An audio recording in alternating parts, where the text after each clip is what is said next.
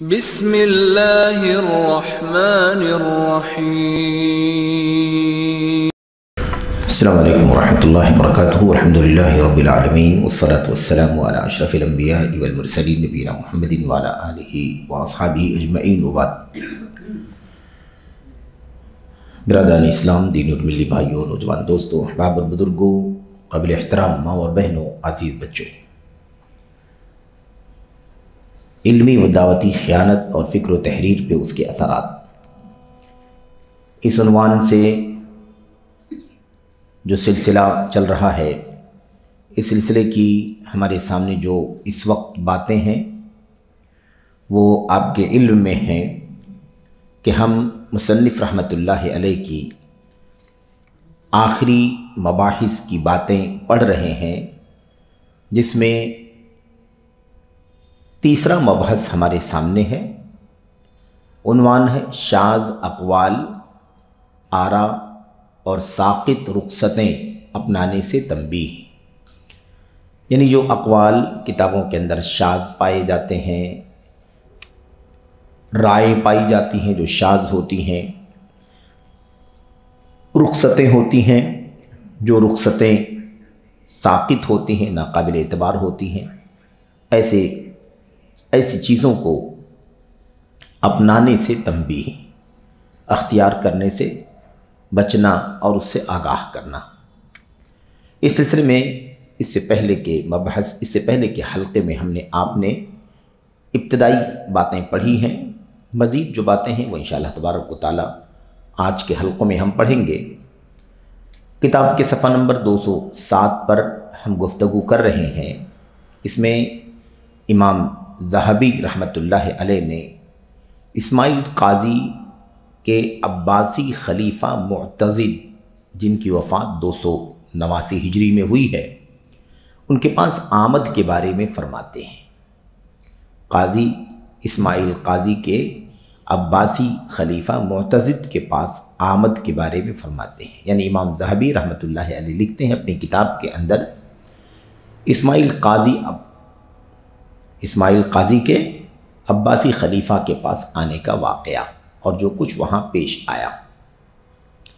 اسماعیل قاضی نے عباسی خلیفہ معتضد کے پاس پہنچ کر کے جو واقعہ بیان کیا ہے وہ یہاں پر امام ذہبی نے نقل کیا ہے۔ فرماتے ہیں میں ایک مرتبہ ان کے پاس آیا۔ کس کے پاس آیا؟ عباسی خلیفہ معتضد کے پاس میں آیا تو انہوں نے مجھے ایک کتاب دی۔ میں نے اسے دیکھا تو اس میں علماء کی لغزشوں کی تمام رخصتیں جمع کی ہوئی تھیں۔ علماء کی لغزشوں کی تمام رخصتیں، یعنی علماء سے ہونے والی جو ہے نا غلطیاں ہوئی ہیں، ان سے لغزش ہوئی ہے، چوک ہوئی ہے، اور انہوں نے بہت چیزوں میں جو رخصت دے دی ہے، ایسی رخصتوں کو جمع کیا گیا تھا۔ چنانچہ میں نے کہا اس کتاب کا مصنف زندیق ہے، یعنی کافر ہے، بے دین ہے۔ اس کتاب کا مصنف زندیق ہے، یعنی بے دین کافر ہے۔ انہوں نے کہا کیا یہ حدیثیں صحیح نہیں ہیں؟ میں نے کہا کیوں نہیں، صحیح ہیں، لیکن جس نے نشہ آور مادے کو مباح کیا ہے اس نے متعے کو مباح نہیں کیا ہے، اور جس نے متعہ کو مباح کیا ہے اس نے گانے کو مباح نہیں کیا ہے۔ ہر ایک عالم سے کوئی نہ کوئی لغزش ضرور ہو جاتی ہے۔ کیا مطلب؟ جو کتاب تھی خلیفہ معتضد کے سامنے، جو کتاب تھی، جو کتاب انہوں نے قاضی اسماعیل کو دی تھی، اس کتاب کے اندر علماء کی لغزشیں بھری ہوئی تھی۔ ٹھیک ہے، تو انہوں نے کہا کہ اس کتاب کا مصنف زندیق ہے، کافر ہے۔ انہوں نے کہا کیا یہ حدیثیں صحیح نہیں ہیں؟ تو انہوں نے کہا حدیثیں صحیح ہیں، کیوں نہیں، صحیح ہیں، لیکن آپ نے اس کتاب کے اندر دیکھا نہیں، اس کتاب میں جتنی بھی لغزشیں پائی جاتی ہیں سب اکٹھا کر دی گئی۔ بھئی کسی عالم سے مثال کے طور پر ایک غلطی ہوئی، اس کی وہ غلطی، تو اب اگر اس کی شخصیت کو دیکھیں گے تو اسے ایک غلطی ہوئی ہے، لیکن دوسرا عالم ہے اس سے کوئی غلطی ہوئی ہے، تیسرا عالم ہے اس سے کوئی غلطی ہوئی ہے، تو یہ الگ الگ عالموں سے غلطی ہوئی ہے۔ اگر کوئی آدمی انہی غلطیوں کو کسی کتاب میں اکٹھا کر دے تو سارے عالموں کی غلطیاں اکٹھا ہو جائیں گی کہ نہیں ہو جائیں گی؟ تو کیا کہا انہوں نے؟ کہا جس نے نشہ آور مادے کو مباح کیا ہے اس نے متع کو مباح نہیں کیا ہے۔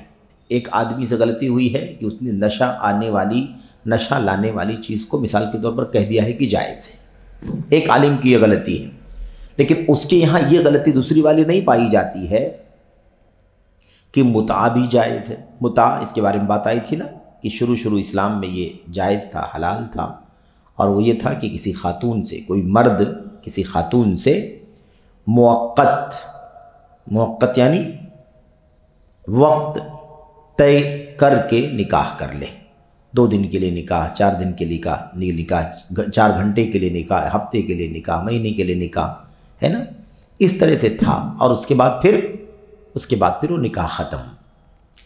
تو اب یہ چیز اسلام میں شروع میں جائز تھی، اس کے بعد اور کئی مرتبہ جائز ہوئی، پھر منع ہوئی، لیکن بہرحال اخیر میں خیبر کے موقع پر اس کو ہمیشہ کے لیے حرام کر دیا گیا، اور اب متع دین اسلام کے اندر الی یوم القیامہ، قیامت تک حرام ہے، اس کی گنجائش نہیں ہے۔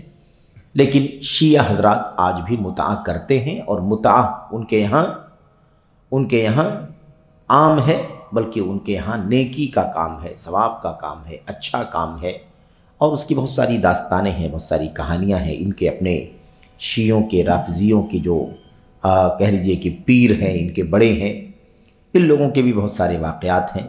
تو خیر وہ اس کا موقع تو نہیں ہے کہ وہ باتیں یہاں پر ذکر کی جائیں، لیکن خلاصہ کلام یہ ہے۔ کیا جواب دیا اسماعیل قاضی نے؟ انہوں نے کہا جس نے نشہ آور مادے کو مباح کیا ہے، جائز کہا ہے، اس نے متع کو مباح نہیں کیا ہے، اور جس نے متع کو مباح کیا ہے اس نے گانے کو مباح نہیں کیا ہے۔ یعنی بہت ساری غلطیاں ہیں، لیکن وہ غلطیاں ایک غلطی ہیں فلاں عالم کے ہاں پائی جاتی ہیں، لیکن اس کتاب میں کیا کیا گیا ہے؟ سب کی، آپ کی بھی غلطی، میری بھی غلطی، اس کی بھی لغزش، اس کی بھی لغزش، سارے لوگوں کی لغزشوں کو ایک کتاب میں اکٹھا کر دیا گیا ہے۔ تو اس اعتبار سے زیادہ خطرناک ہے کہ جو بھی اس کو پڑھے گا وہ ساری رخصتوں کو لے لے گا، بے دلیل چیزوں کو، غلطیوں کو لے لے گا۔ یہ بات انہوں نے سمجھائی، کہتے ہیں ہر عالم سے کوئی نہ کوئی لغزش ضرور ہو جاتی ہے، تو ہر عالم سے کوئی لغزش ہونا الگ چیز ہے، لیکن سارے عالموں کی لغزشوں کو ایک کتاب میں اکٹھا کر دینا یہ کتنا خطرناک ہے۔ کہتے ہیں اور جو شخص علماء کی تمام لغزشیں لے لے گا اس کا دین ضائع ہو جائے گا۔ یہ سن کر انہوں نے اس کتاب کو جلا دینے کا حکم دیا، لہذا اس کتاب کو جلا دیا گیا۔ خلیفہ تھے نا، عباسی خلیفہ معتضد باللہ، جن کی وفات 289 ہجری میں ہوئی، انہوں نے اس کتاب کو جلانے کا حکم دیا۔ معاملہ کیا ہے؟ یہ جو شاذ چیزیں پائی جاتی ہیں، لغزشیں پائی جاتی ہیں، رخصتیں پائی جاتی ہیں، ان کا مسئلہ کیا ہے؟ کہتے ہیں اور چونکہ شذوذ اور رخصت طلبی میں اس میں مشکل کیا ہے؟ مشکل یہ ہے شریعت سے برگشتگی پائی جاتی ہے۔ یعنی اس کا مطلب یہ ہے کہ انسان شریعت پر عمل نہیں کرنا چاہتا ہے، آدمی اس سے بھاگتا ہے، کتراتا ہے، لیکن جہاں جہاں اس کو آسان لگتا ہے کہ یہ میرے مطابق ہے، میرے موافق ہے اور مجھے جچے گا، یا مجھے یہ کام میں کر سکتا ہوں، یا یہ تو میرے لیے آسان ہے، ایسی چیزوں پر عمل کرتا ہے، ورنہ شریعت پر عمل کرنے سے وہ کتراتا ہے، بھاگتا ہے۔ یہ سب سے بڑی مشکل ہے، شریعت سے برگشتہ ہونا یعنی دور بھاگنا، کترانا، نکلنا۔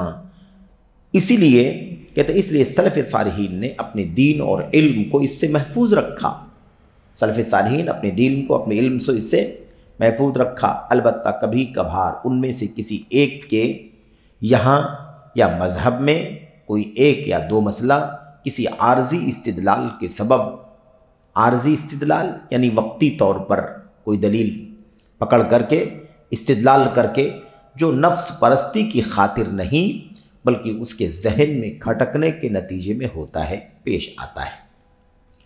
یعنی کیا مطلب؟ کہتے ہیں کہ سلف صالحین کے جو علماء ہیں الحمدللہ اس سے بچتے رہے ہیں، البتہ بحیثیت انسان کبھی ان سے کوئی غلطی ہو جاتی ہے، اور وقتی طور پر اکا دکا کسی مسئلے میں عارضی طور پر ہے نا کوئی استدلال کرتے ہیں جس کے پیچھے ان کی اپنی خواہشات نفسانی کی غلامی نہیں ہوتی ہے، یعنی ان کا مقصد نفس پرستی نہیں ہوتا، بلکہ ان کا مقصد کیا ہوتا ہے؟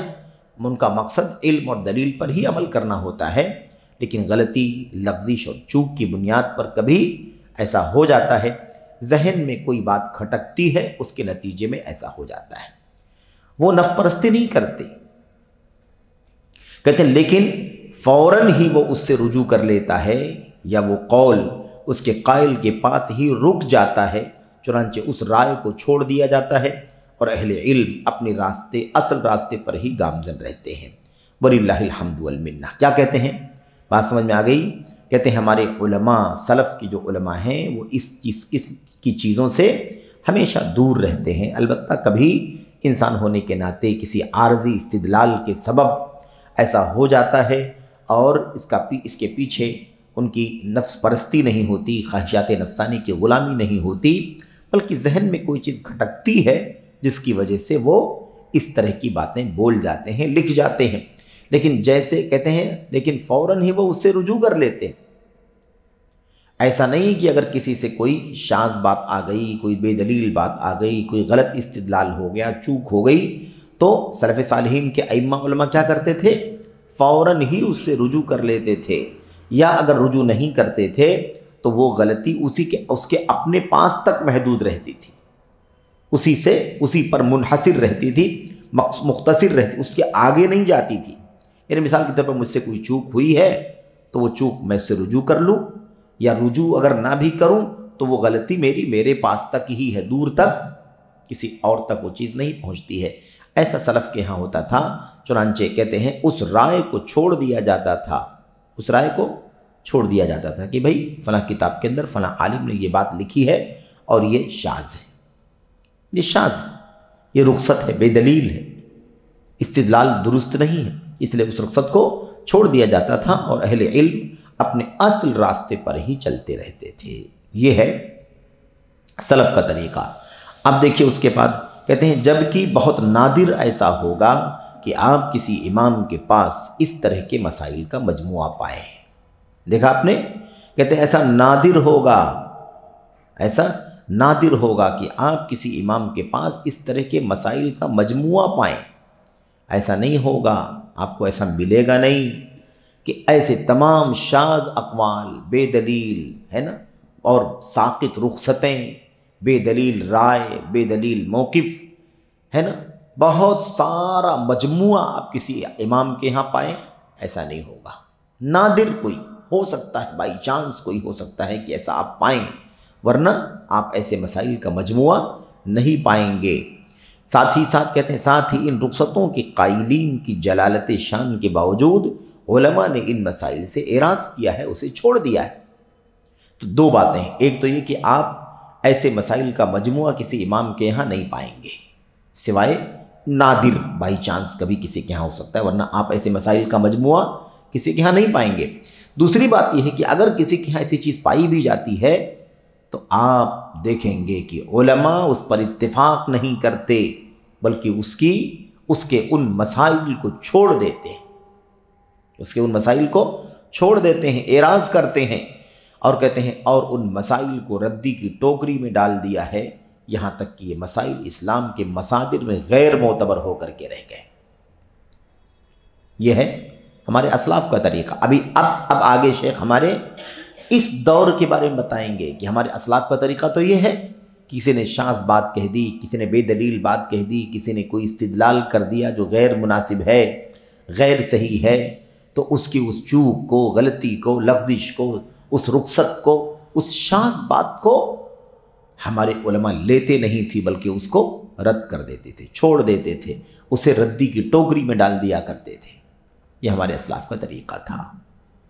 لیکن آج کے دور میں کیا ہے؟ یہ دیکھیں نیچے شیخ لکھتے ہیں، کہتے ہیں اس کے برعکس موجودہ دور کا معاملہ یہ ہے کہ آپ تباہ کن رخصتیں، تباہ کرنے والی رخصتیں، یہ بھی چلے گا، یہ بھی چلے گا، یہ بھی چلے گا، یہ بھی گنجائش ہے، یہ بھی گنجائش، یہ رخصتیں، اور دین کو پارا پارا کرنے والے شذوذ، یعنی دین کو ٹکڑے ٹکڑے کرنے والے شذوذ، ہٹے ہوئے مسائل، شذوذ مطلب بے دلیل ہٹے ہوئے مسائل ایک ہی شخص میں اکٹھا پائیں گے۔ آج کے دور کا کیا معاملہ ہے؟ اس طرح کی چیزیں آپ کو کہاں ملیں گی؟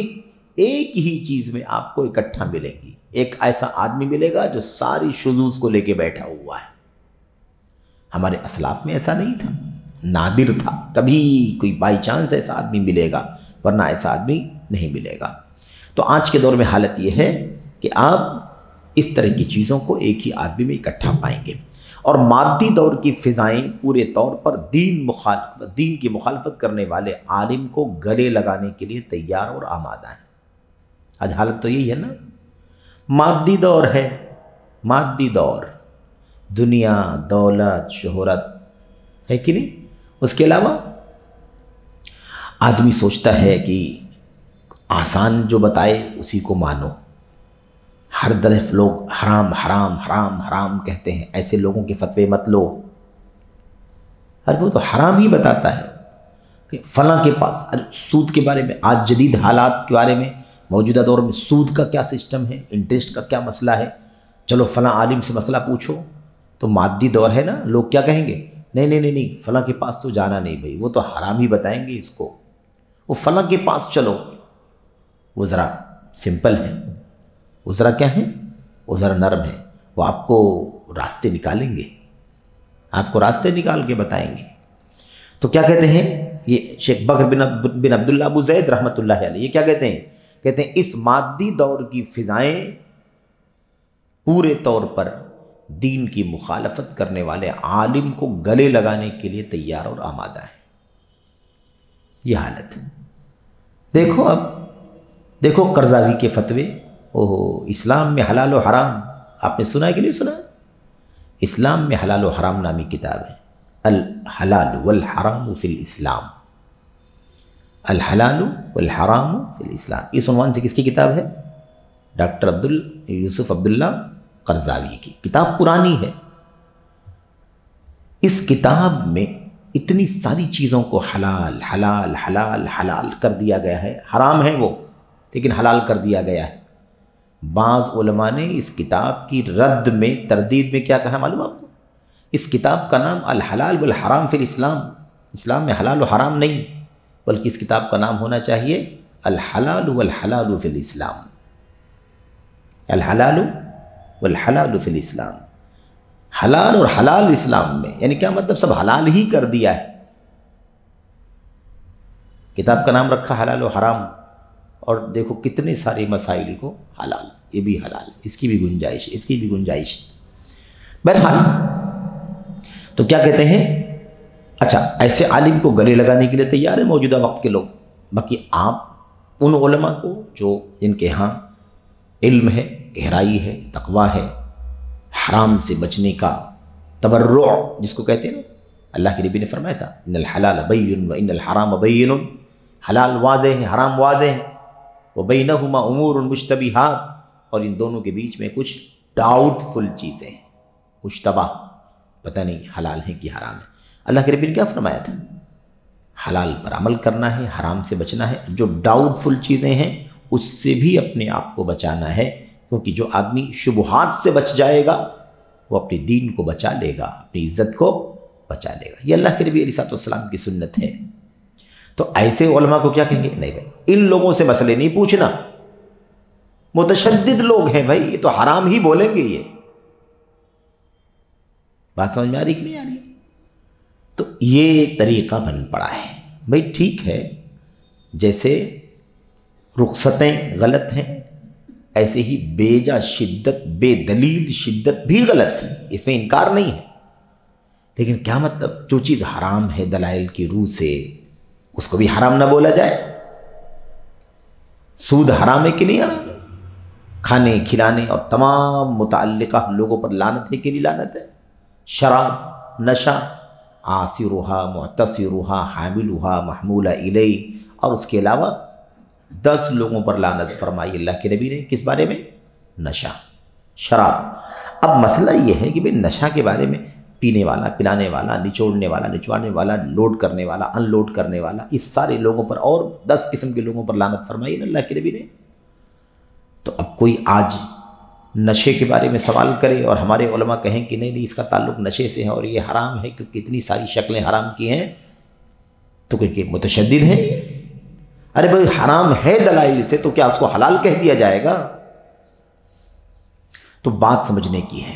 جیسے رخصتیں بے دلیل رخصت یہ غلط ہے، ایسے ہی بے دلیل شدت بھی غلط ہے، اس میں کوئی شک نہیں ہے، لیکن اصل دین پر عمل کرنے کو لوگ شدت کہتے ہیں، یہ افسوسناک ہے۔ جو حلال ہے وہ حلال ہے، جو حرام، کیا کوئی کہہ سکتا ہے کہ اللہ کے نبی علیہ السلام نے نعوذ باللہ شدت کی ہے؟ کہ آپ نے فرمایا ہے کہ ڈاؤٹ فل چیزوں سے بھی اپنے آپ کو بچاؤ، ڈاؤٹ فل چیزوں سے بھی اپنے آپ کو بچاؤ، یہ اللہ کے نبی کی سنت ہے، شدت نہیں ہے۔ اور آج ہمارے سنت کے علماء اگر اسی حدیث کی روشنی میں اگر ڈاؤٹ فل چیزوں کے بارے میں کہیں کہ بھائی اس سے اپنے آپ کو بچاؤ، یہی آپ کی دین اور آبرو کے لیے بہتر ہے، تو لوگ کہتے ہیں کہ آپ کو آسانی پیدا کرنا چاہیے۔ ڈاؤٹ فل ہے تو وہ منع ہی کیوں ہے؟ اس کو کبھی کبھی پوزیٹیو بھی تو کرو، کرنے کی بھی اجازت دو کبھی، اس طرح کی بات کرتے ہیں لوگ۔ تو یاد رکھیں کیا کہا؟ ہاں، مخالفت کرنے والے عالم کو گلے لگانے کے لیے تیار اور آمادہ ہیں۔ دیکھیے، چنانچہ اس کی شہرت کو پوری دنیا میں عام کرنے کے لیے لہراتا جھنڈا اٹھاتی ہیں۔ سمجھ رہے ہیں نا؟ اس کی شہرت کو دنیا میں عام کرنے کے لیے لہراتا ہوا جھنڈا اٹھاتی ہیں، جس کے سبب زوال پذیر دنیاوی ساز و سامان کا اسیر دھوکہ کھا جاتا ہے۔ جو آدمی دنیا دار ہے نا، دنیا دار ہے، دنیا کا غلام ہے، وہ کیا کرتا ہے؟ دھوکہ کھا جاتا ہے۔ حالانکہ اس سے زیادہ کچھ نہیں کہ وہ ایک بھونگا بن جاتا ہے جس میں حملہ آور دشمن پھونک مارتا ہے۔ کس کے بارے میں کہا؟ ایسے لوگوں کے بارے میں جو دین کے ساتھ کھلواڑ کرتے ہیں، رخصتوں پر رخصتیں، اور دنیا دار لوگ ان کو اتنا مشہور کرتے ہیں کہ ساری دنیا میں اس کا جھنڈا اٹھ جاتا ہے، فیمس ہو جاتا ہے۔ دنیا والے دھوکہ کھا جاتے ہیں، حالانکہ اس کی حقیقت کیا ہوتی ہے؟ شیخ بکر بن عبداللہ ابو زید کہتے ہیں اس کی حقیقت بس اتنی سی ہے کہ بس ایسے سمجھ لو کہ کوئی بھونگا ہو، بھونگا سمجھتے ہیں نا، جس سے پھونک ماری جاتی ہے، آواز، یہ مائک سسٹم جو ہوتا ہے، تو ابھی تو خیر الیکٹرانک ہے، لیکن وہ جو بھونگا ہوتا ہے، سینگا، نرسنگھا، جس میں آواز کو جب بلند کرنا ہوتا تھا تو اس میں پھونک مارتے، تو بس ایسے ہی سمجھ لو کہ کوئی پھونک مارا جانے والا بھونگا ہو، تھوڑی دیر کے لیے شور مچتا ہے، اس کے بعد اللہ تعالیٰ اسے پس کر دیتا ہے۔ اب اس کی مثال دے رہے ہیں، دیکھیے کچھ مثالیں علمی دعوے دار میں اس کی چند مثالیں ہیں، ایک علمی دعوے دار میں اس کی چند مثالیں ہیں۔ وہ دیکھیے کیا کیا ہے بھائی، کتنی ساری رخصتیں اکٹھا کر دیا ہے لوگوں نے۔ بس ہم پڑھتے جاتے ہیں کیا کہا ہے۔ مصنوعی انجیکشن کے ذریعے مادہ منویہ اسپرم ایک خاتون سے دوسری خاتون کے رحم میں منتقل کرنے کا فتویٰ۔ آج کل بہت چل رہا ہے نا، ہے کہ نہیں؟ ٹیسٹ ٹیوب بیبی، اور جو نئے نئے طریقے آ گئے ہیں تولید کے، حمل کے، اور ایسے ہی بچوں کے پیدائش وغیرہ کے جو بہت سارے طریقے آ گئے ہیں۔ بہرحال تو ایک شخص کا مادہ منویہ دوسری خاتون کے رحم میں منتقل کرنے کا فتویٰ، یہ کیا ہے؟ خطرناک ہے کہ نہیں خطرناک؟ ارے بھائی، اس سے تو نسل بنتی ہے، اس سے تو خاندان بنتا ہے، اس سے تو رشتے بنتے ہیں۔ تو اگر ایک آدمی کا مادہ منویہ کسی دوسری خاتون کے اگر رحم میں ڈال دیا جائے تو نسل خلط ملط ہو جائے گی کہ نہیں ہو جائے گی؟ تو کہتے ہیں یہ فتویٰ دے دیا کچھ لوگوں نے، جبکہ دیگر چند صورتوں میں اس کی حرمت پر علماء عصر کا اجماع ہے۔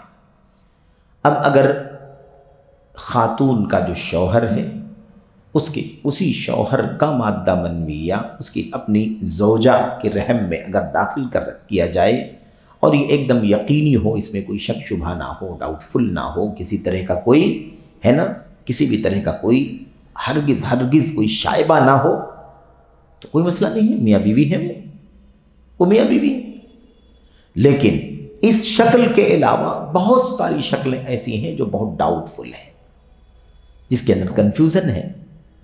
تو ایسے ہی کہتے ہیں شیخ، چند صورتوں میں اس کی حرمت پر علماء عصر کا اجماع ہے، حتیٰ کہ کافروں کی بعض کانفرنسوں کی جانب سے بھی اس کے غلط ہونے کا بیان جاری کیا گیا ہے۔ تو اگر کوئی آدمی کامن فتویٰ دے دے کہ نہیں کوئی بات نہیں ہے، تو اس میں خطرہ ہے کہ نہیں خطرہ ہے؟ اب اس رخصت پر عمل کرنا شروع کر دیں گے تو نہ جانے کتنی نسلیں برباد ہو جائیں گی، نہ جانے کتنے خاندان برباد ہو جائیں گے، نہ جانے کتنے بچے ہے کہ نہیں حرام کے پیدا ہو جائیں گے۔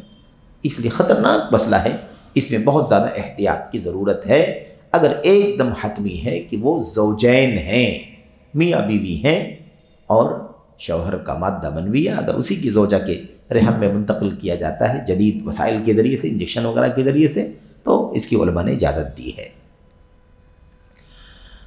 اچھا، اس کے بعد نمبر 2 کہتے ہیں اسی طرح ابو ثور کے ایک شاذ قول پر اعتماد کرتے ہوئے جو ثابت نہیں ہے، ابو ثور کے ایک شاذ قول پر اعتماد کرتے ہوئے جو ثابت نہیں ہے، شیر مادر کے بینک، جس کو مدر ملک بینک کہتے ہیں، اس کے کھولنے کی جواز کی بات کہنا کتنا خطرناک ہے۔ بھئی اللہ کے نبی علیہ السلام نے فرمایا کہ اگر کوئی بچہ کسی خاتون کا ہے نا 5 مرتبہ اگر دودھ پی لے تو وہ اس کی رضائی ماں بن جائے گی، ہے کہ نہیں؟ اس کی رضائی ماں بن جائے گی اور اس کی وہ رضائی اولاد بن جائے گی۔ اتنا خطرناک مسئلہ ہے۔ آج کوئی فتویٰ دے کہ مدر ملک ہے نا بلڈ بناؤ، کیا کہتے ہیں اس کو، بینک بناؤ۔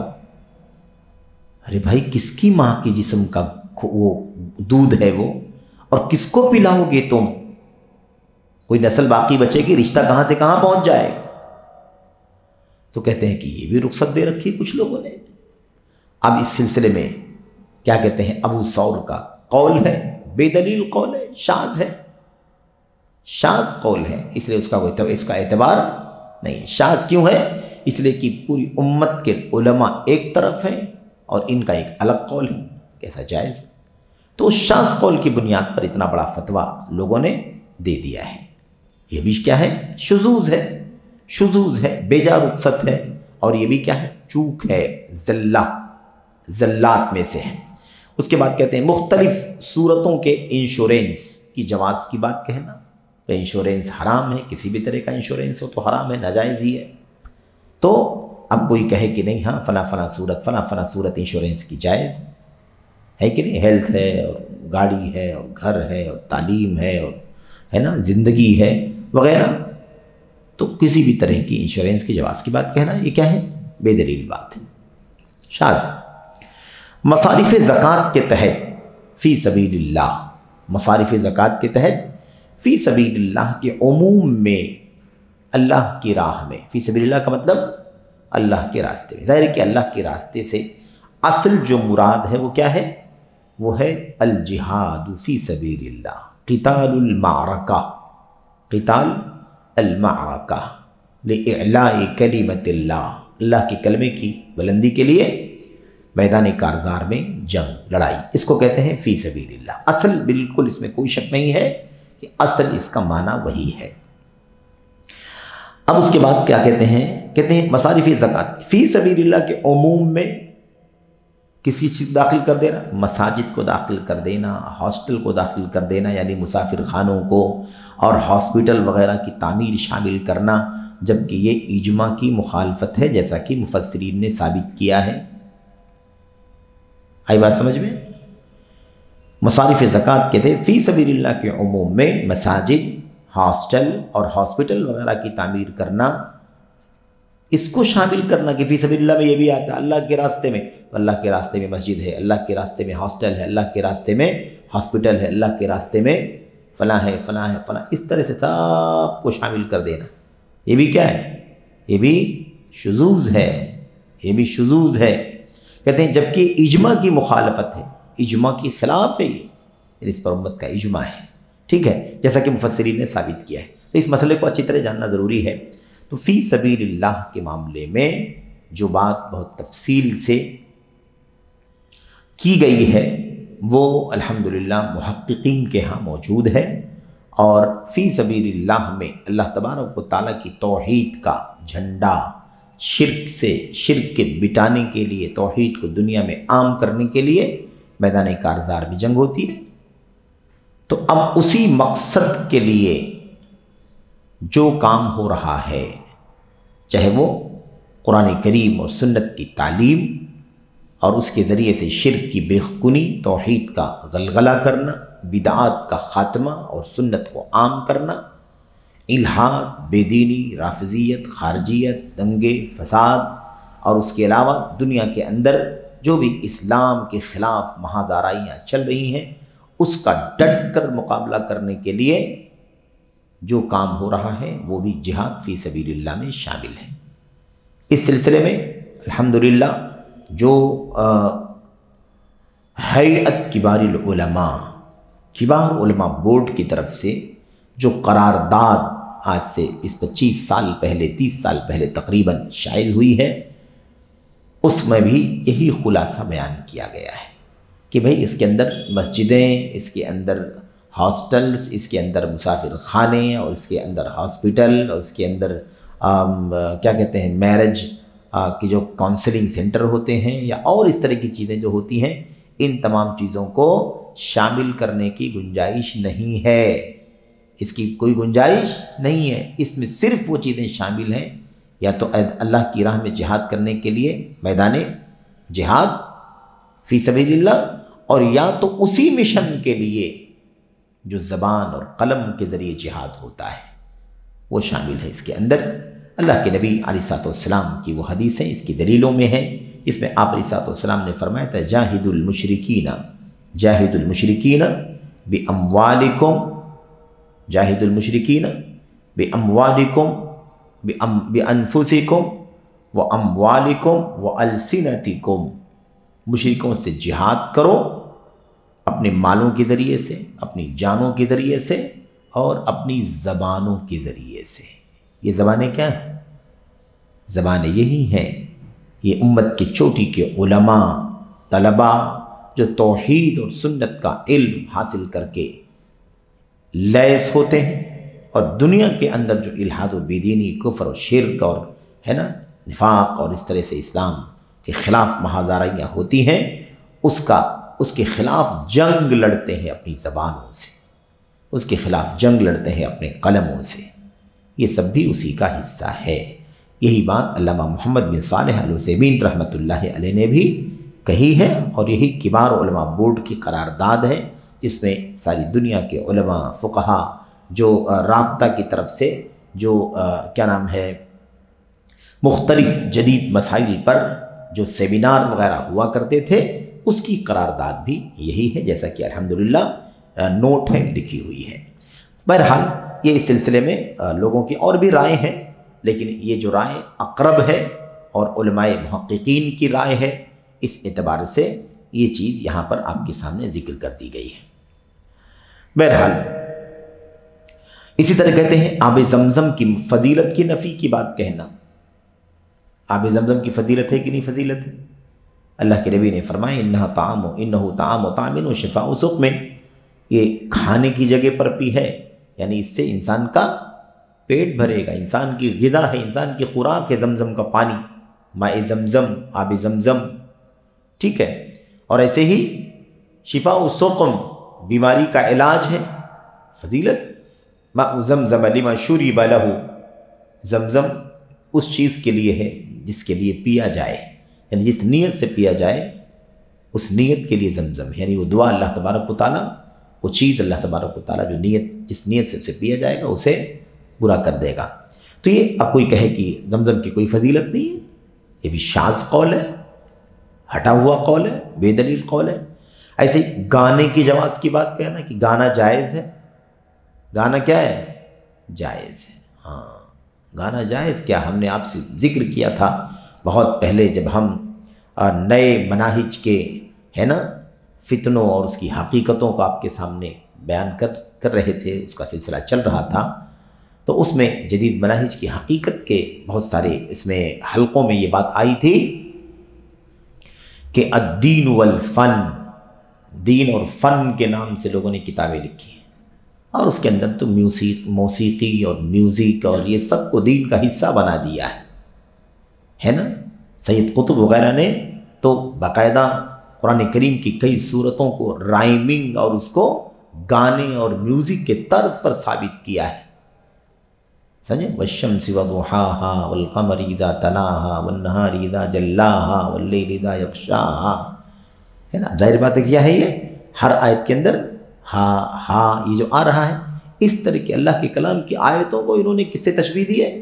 ہاں یہ بھی تو رائمنگ ہے، یہ بھی تو گانے اور اس کے طرز پر ہے. اس طرح کی باتیں بھی لوگوں نے کہی ہیں. بہرحال تو گانے کے جواز کی بات کہنا. کہتے ہیں اور اس طرح کے دیگر شاذ اقوال اور بے دلیل کھوکھلے آرا کا ایک سلسلہ ہے. یعنی ایسی یہ تو دو چار باتیں آپ کے سامنے بیان کی گئی ہیں نا. کہتے ہیں اس کا ایک سلسلہ ہے جس کے لیے علمی خیانت کرنے والا کسی ضعیف روایت، شاذ اختلاف یا بودے مریض فہم سے وابستہ رہتا ہے. یہ کہاں سے آتی ہے چیز؟ یا تو اس کے پیچھے کوئی ضعیف روایت ہوتی ہے، یا کوئی شاذ اختلاف ہوتا ہے، یا کوئی بودے مریض فہم. بودے مریض ہے نا، بودا جانتے ہیں نا، بودا کس کو کہتے ہیں؟ غبی، کند ذہن، کم سمجھ، جس کی فہم، جس کی سمجھ بیمار ہو گئی ہو، ایسے آدمی سے وابستہ رہتا ہے. اور اس پر وضاحت کے خوبصورت لبادہ کیا کرتا ہے؟ ضعیف روایت لے لیتا ہے، کسی کا کوئی شاذ قول لے لیتا ہے، کسی بیمار ہے نا، کسی بیمار سمجھ والے آدمی کے پیچھے چلتا ہے اور اس کے اوپر وضاحت کا خوبصورت کپڑا، وضاحت کے نام پر ایک خوبصورت اس کے اوپر لبادہ ڈال دیتا ہے. جچی تلی گفتگو سے آراستہ فتوے کی بنیاد رکھتا ہے، مگر وہ دلیل و برہان سے خالی ہوتا ہے. اللہ ہی مددگار ہے. دلیل نہیں ہوتی اس کے اوپر، کوئی ضعیف روایت، کوئی شاذ بات، کوئی لوگوں کا شاذ اختلاف، یا ایسے ہی کسی کم سمجھ نہ سمجھ کی کوئی بات، ایسی چیز کو بیان کرتا ہے.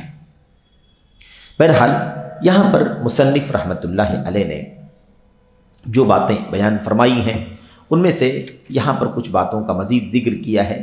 کہتے ہیں اور جب گفتگو اس نقطے پر آئی ہے تو معلوم ہونا چاہیے، یعنی اب یہ نقطہ گفتگو بات چیت یہاں پہنچی ہے، یہ موضوع چل رہا ہے، تو کہتے ہیں کہ معلوم ہونا چاہیے کہ اللہ تعالیٰ نے اہل سنت کے مذہب و مسلک کو اس چیز سے محفوظ رکھا ہے. اہل سنت کے مسلک کو اس سے محفوظ رکھا ہے. جس شذوذ اور رخصت پسندی کی کثرت میں گمراہ فرقے مبتلا ہیں، تو گمراہ فرقوں کے ہاں تو کثرت سے ایسی چیزیں پائی جاتی ہیں. جہاں جہاں ان کی اپنی مرضی کے مطابق مسئلہ ملے بس اس کو لے لو، اسی کو لے لو. ڈھونڈو، تلاش کرو کہاں اپنے موافق فتویٰ ملتا ہے، کہاں ہمارے لیے پازیٹیو فتویٰ ملتا ہے. سمجھ رہے ہیں؟ اس طرح کی. اب تصویر حرام ہے، اب لوگ سوچتے ہیں ایسا فتویٰ ڈھونڈو، دیکھو کس نے تصویر کو حلال کیا ہے، وہ ڈھونڈ کے سارے علماء کے فتوے چھوڑ کر کے جو دلیلوں کے ساتھ ہیں اس کا فتویٰ لے کے بیٹھ جائیں گے کہ ہاں فلاں عالم نے اس کو جائز کہا ہے. ارے بھئی جائز کسی عالم نے کہا ہے تو اس کے عالم کے کہنے سے تھوڑی جائز ہو جائے گا. وہ شاذ ہے، شاذ ہے، وہ بے دلیل ہے.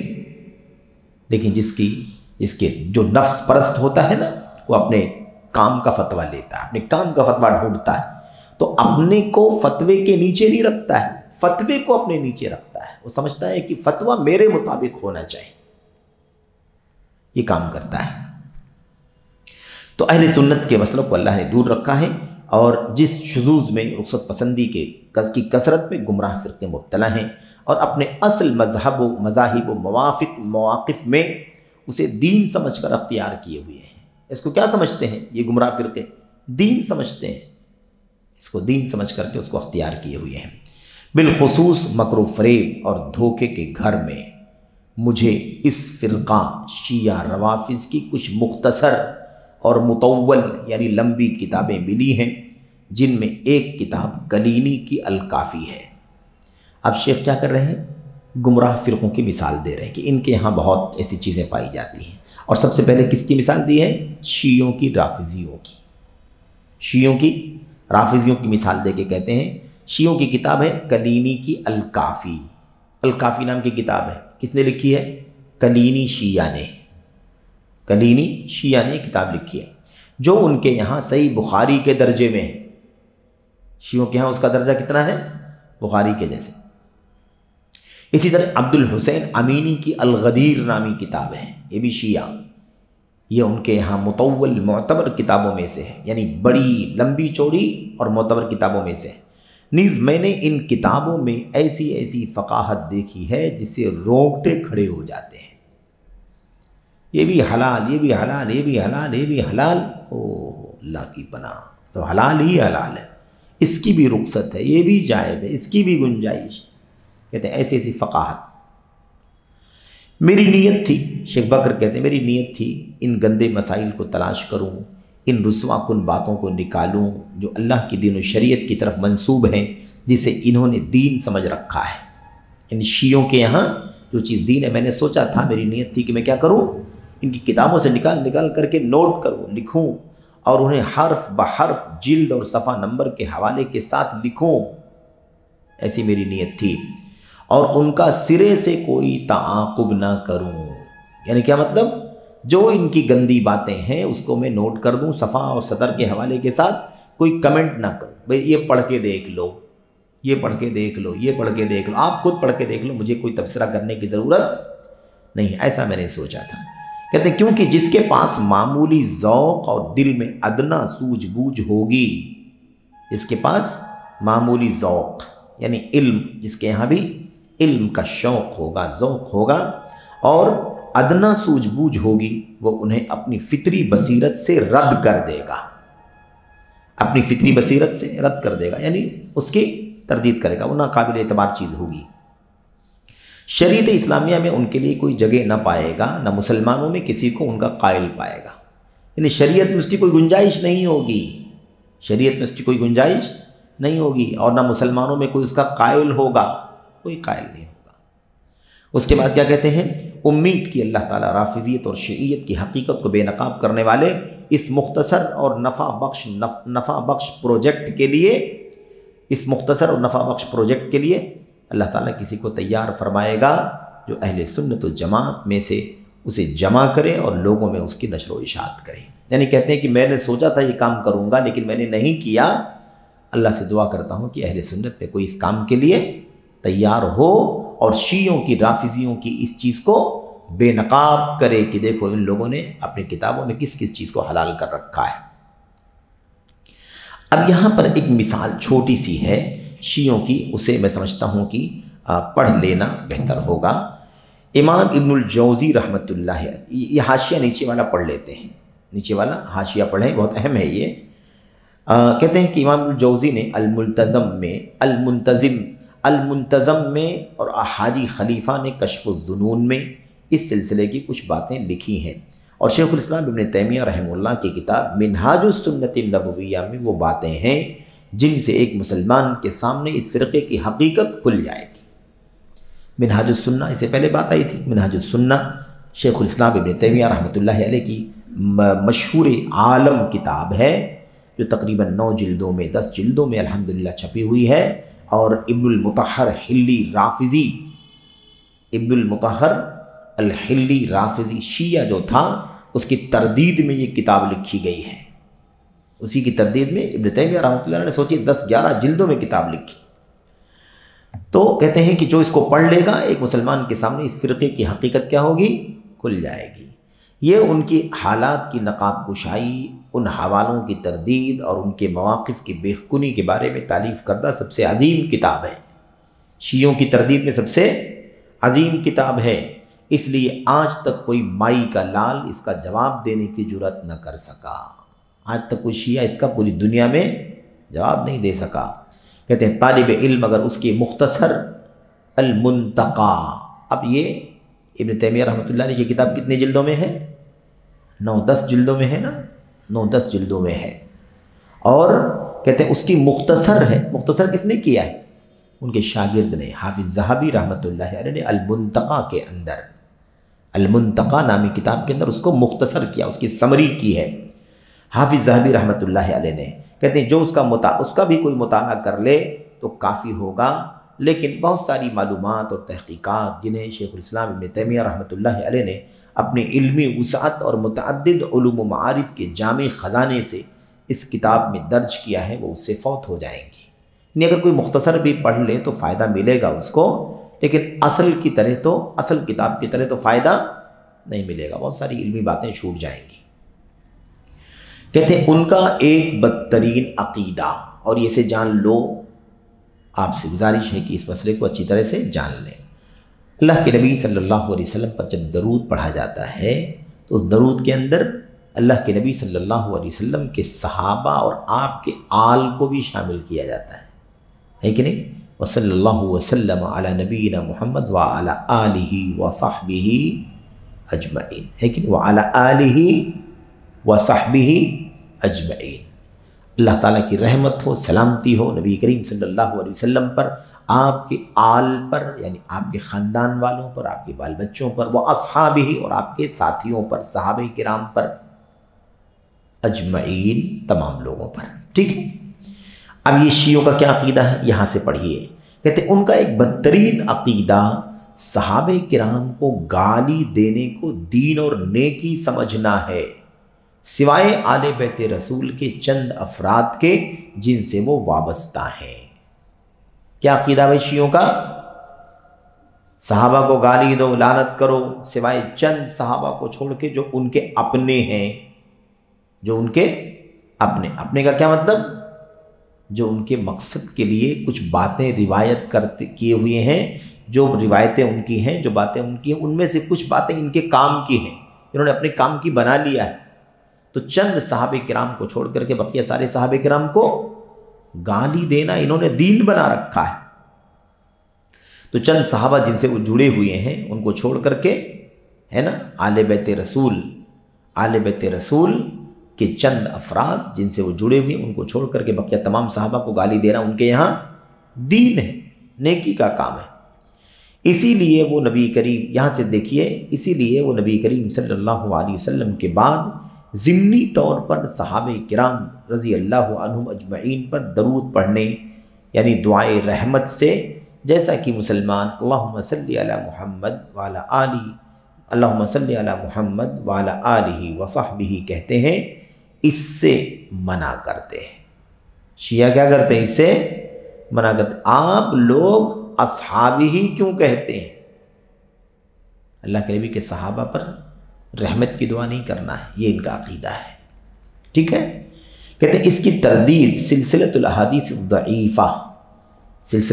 الضعیفہ، اس کتاب جو علامہ البانی کی ہے، اس میں علامہ البانی رحمۃ اللہ علیہ نے جلد نمبر 3 میں صفحہ نمبر 11 سے 15 میں اس پر رد کیا ہے، شیعوں کے اس عقیدے کی تردید فرمائی ہے۔ اسی طرح کہتے ہیں اور جب صحابہ کرام پر ترضی کرتے ہیں، ترضی کرنا یعنی صحابہ کرام کے بارے میں رضی اللہ عنہم کہنا، صحابہ کرام کا نام آتا ہے، ہم لوگ کہتے ہیں کہ نہیں کہتے؟ رضی اللہ عنہ، عنہما، عنہا، عنہم، ہم اللہ کے نبی علیہ الصلوۃ والسلام کے صحابہ کے لیے اللہ سے اللہ کے راضی ہونے کی دعا کرتے ہیں۔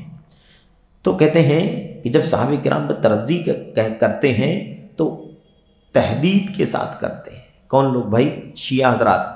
ہم لوگ تو سب کے لیے کہتے ہیں رضی اللہ عنہ، جو بھی صحابی ہے، ادنا صحابی ہے، اہل بیت کا ہے، اہل بیت کے علاوہ کا ہے، صحابی ہے، ہم اللہ تعالیٰ سے دعا کرتے ہیں کہ اللہ ان سے راضی ہو جائے۔ لیکن شیعوں کا کیا معاملہ ہے؟ کہتے ہیں شیعہ حضرات جب صحابہ کرام پر ترضی کرتے ہیں یعنی رضی اللہ عنہ کہتے ہیں تو تحدید کے ساتھ کرتے ہیں، تحدید کے ساتھ، خاص کر کے محدود کر کے کیا کہتے ہیں؟ رضی اللہ عن صحابتہ المنتجبین، ہے نا؟ کیا مطلب؟ اللہ تبارک و تعالیٰ راضی ہو نبی کے منتجب صحابہ سے، یعنی کیا مطلب؟ اللہ تبارک و تعالیٰ راضی ہو نبی کریم صلی اللہ علیہ وسلم کے نجابت والے صحابہ، یعنی نبی کریم صلی اللہ علیہ وسلم کے خاندانی شرافت سے جڑے ہوئے صحابہ سے اللہ راضی ہو۔ نجابت جانتے ہیں نا؟ نجیب الطرفین، کہتے ہیں کہ دونوں طرف کا نیک ہے، بڑا اعلیٰ ہے، بڑا شریف خاندان کا ہے۔ کیا مطلب؟ نانی حال بھی اس کا بڑا اونچا ہے اور دادی حال بھی اس کا بڑا اونچا، تو نجابت، تو منتجب جو اعلیٰ ہے، اونچے خاندان کا، نبی کریم صلی اللہ علیہ وسلم کے خاندان کا ہے، ان صحابہ کرام سے اللہ راضی ہو۔ یہ شیعوں کا طریقہ ہے، ہم عام کے رضی اللہ عنہم اجمعین، اللہ تعالیٰ تمام صحابہ کرام سے راضی ہو، ہے کہ نہیں؟ شیعہ یعنی ان لوگوں سے، یعنی ان لوگوں سے راضی ہو، اللہ راضی ہو جن کا وہ عقیدہ رکھتے ہیں، جیسے امام علی رضی اللہ عنہ وغیرہ۔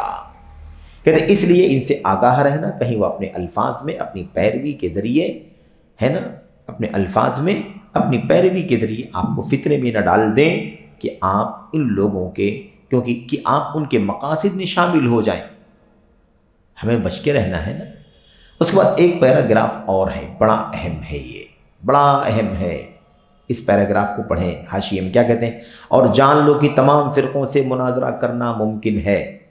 علامہ بکر بن عبداللہ ابو زید کہتے ہیں دنیا کے ہر فرقے سے آپ مناظرہ کرنا آپ کے لیے ہے پاسبل، آپ کے لیے ممکن ہے کہ آپ مناظرہ کریں، سوائے روافض کے شیعوں سے مناظرہ نہیں کر سکتے۔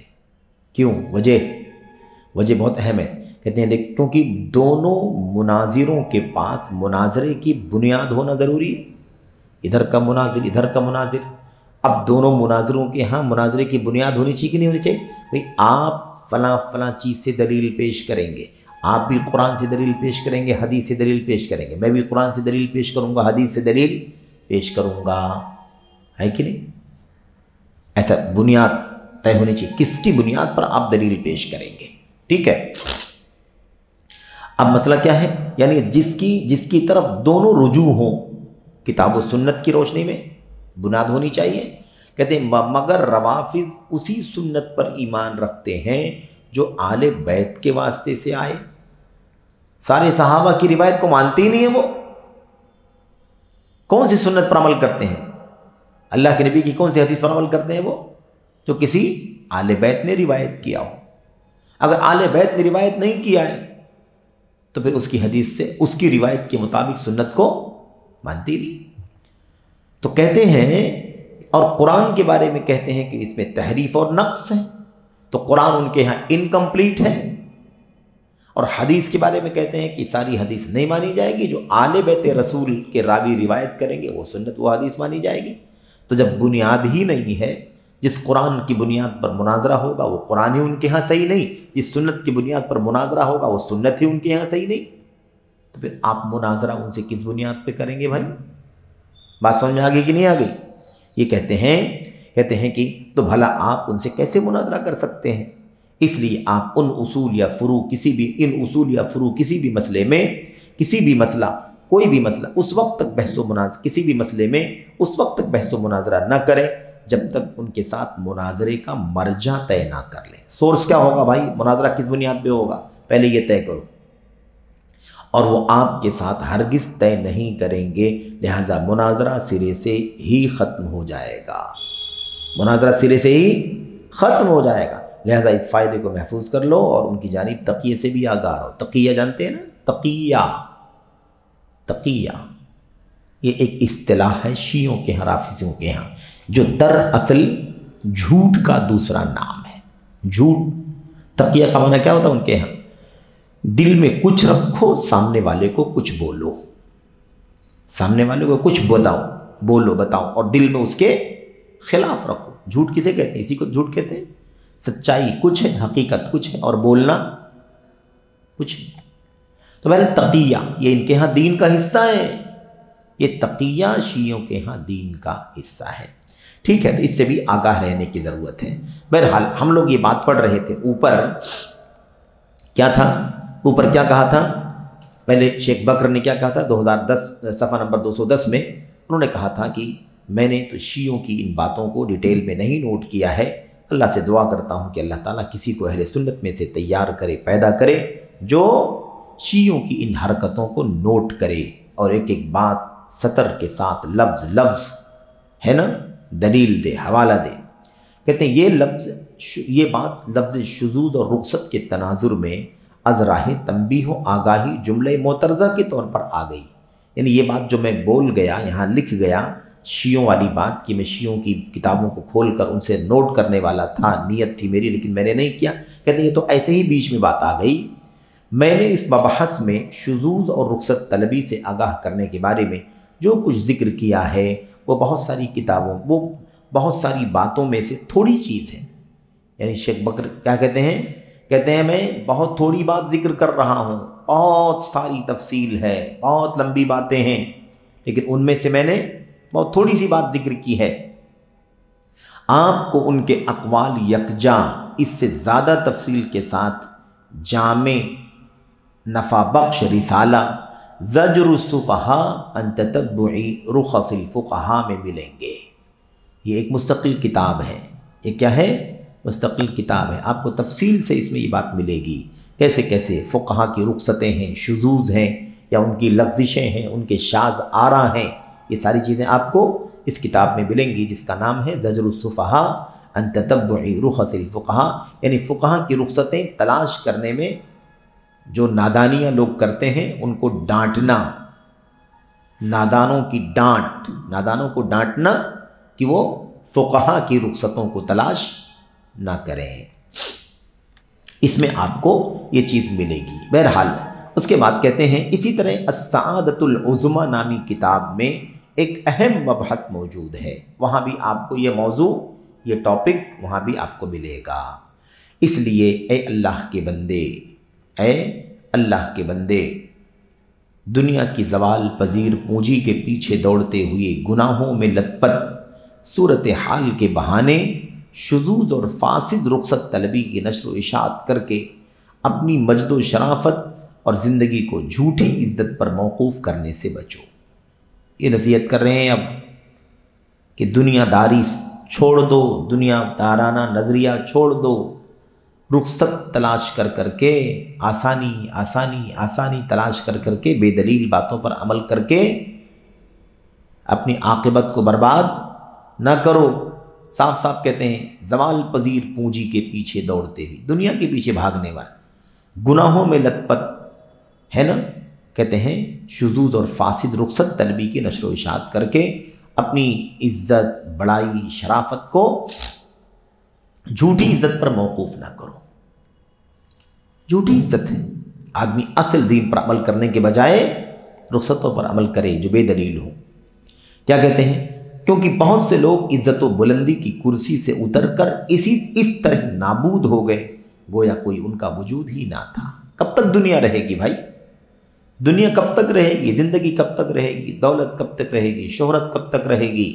ہے نا، عہدے، مناصب، نام، چرچے کب تک رہیں گے؟ آخر ایک دن انسان جو ہے وہ سب کے سب سے محروم ہو جائے گا۔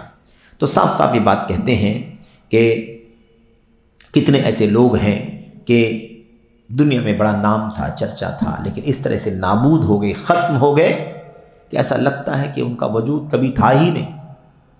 ابھی کچھ مثالیں بھی دیں گے آپ کو۔ کہتے ہیں اور ان کے مختلف طبقوں کے واقعات داستان عبرت کی صورت میں باقی رہیں۔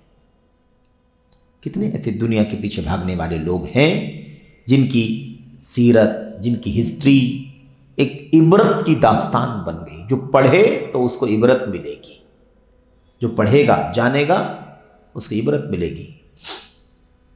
کہتے ہیں اس لیے انہی سامان عبرت لوگوں کے صحیفوں میں درج کیے جانے سے بچو۔ دنیا کے پیچھے نہ بھاگو، شریعت کے ساتھ کھلواڑ نہ کرو، ورنہ تمہارا بھی نام اسی لسٹ میں نوٹ کر دیا جائے گا۔ اسی لسٹ میں نوٹ کر دیے جانے سے اپنے آپ کو بچاؤ۔ یہ علامہ بکر بن عبداللہ ابو زید کہتے ہیں۔ اب یہاں پر انہوں نے کچھ مثالیں پیش کی ہیں۔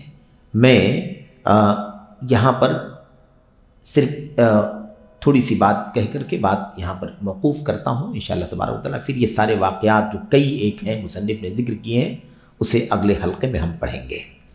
کہتے ہیں ذرا شاہ اندلس معتمد بن عباد، ان کے باپ اور ان کے دادا کو دیکھو جن کی وفات سن 488 ہجری میں قید کی حالت میں جیل میں ہوئی۔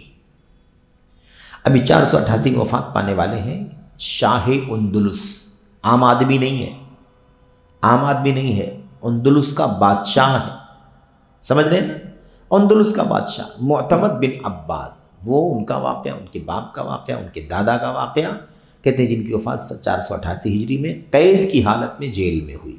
ایک آدمی حاکم بادشاہ ہے، لیکن اس بلندی سے اللہ تبارک و تعالیٰ نے اسے کہاں پہنچا دیا؟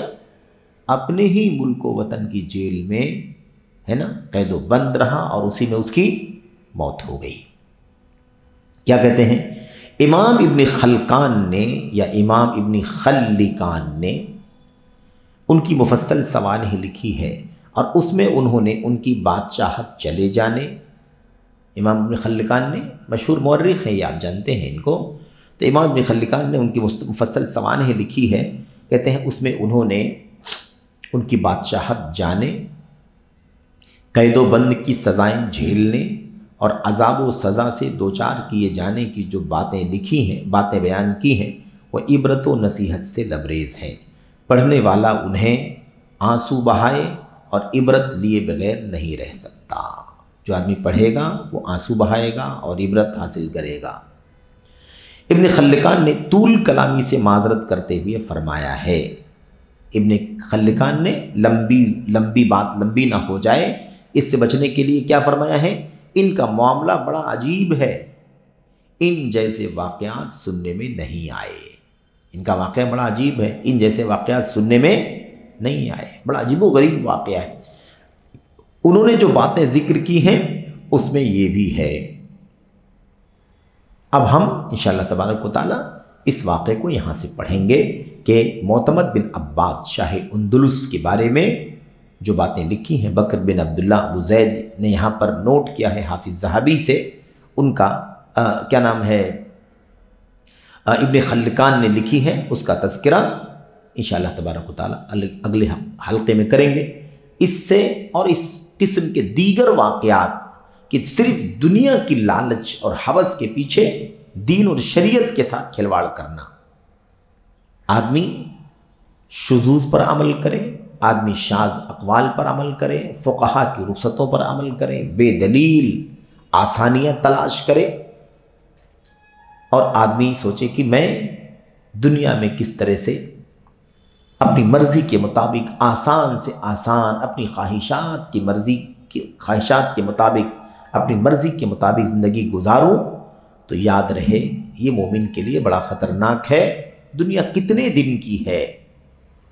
اللہ کے اصل دین پر عمل کر کے اللہ کو راضی کرنا کامیابی ہے۔ ان رخصتوں کی تلاش کر کے ہے نا انسان اپنی عاقبت کو خراب کر لیتا ہے۔ کوئی یہ نہ سمجھے کہ انسان کی زندگی دائمی ہے۔ اچھے اچھے واقعات، بڑے بڑے بادشاہوں کی بلندی سے ہے نا ذلت تک کی تاریخیں کتابوں کے صفحات پر درج ہیں، اس سے ہمیں عبرت حاصل کرنا چاہیے۔ بہرحال اس سلسلے میں کئی ایک واقعات ہیں جسے مصنف رحمۃ اللہ علیہ نے یہاں ذکر کیا ہے۔